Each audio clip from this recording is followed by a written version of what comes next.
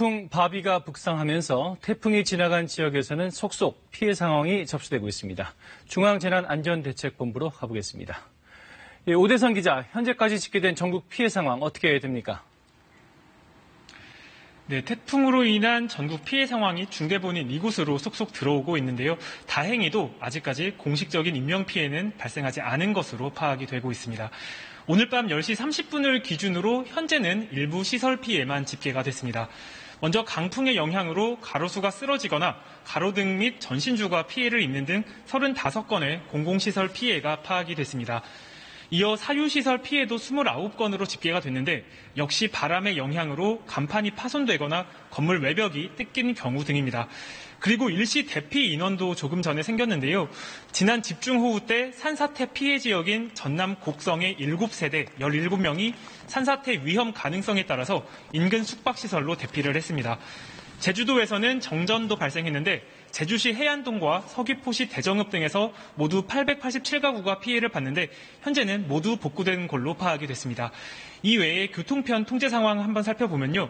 태풍의 영향으로 전국 11개 공항에 425편의 항공기가 결항이 됐고 여객선은 99개 항로에 157척의 운항이 통제되고 있습니다. 또 교량의 길이가 7km 정도로 국내 해상교량 중 4번째로 긴 전남 신안군의 천사대교도 오늘 저녁 7시부터 전면 통제가 되고 있습니다. 내일 오전까지는 각별히 조심해야 할 텐데 어떤 점들 특별히 주의해야 할까요?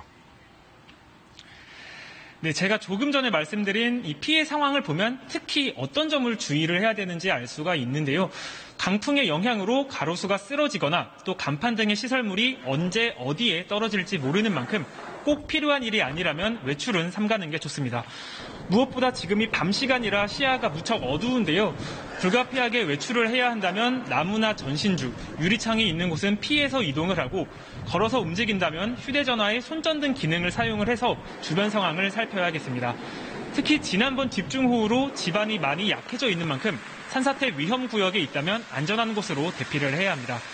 그리고 조금 전인 밤 10시를 기해서 중대본은 비상대응 단계를 기존 2단계에서 최고 수준인 3단계로 올렸습니다. 이에 따라 인명피해와 재산피해를 최소화하기 위한 가장 높은 수준의 인력, 장비, 물자 동원이 제때에 가능하도록 조치가 취해지게 됩니다.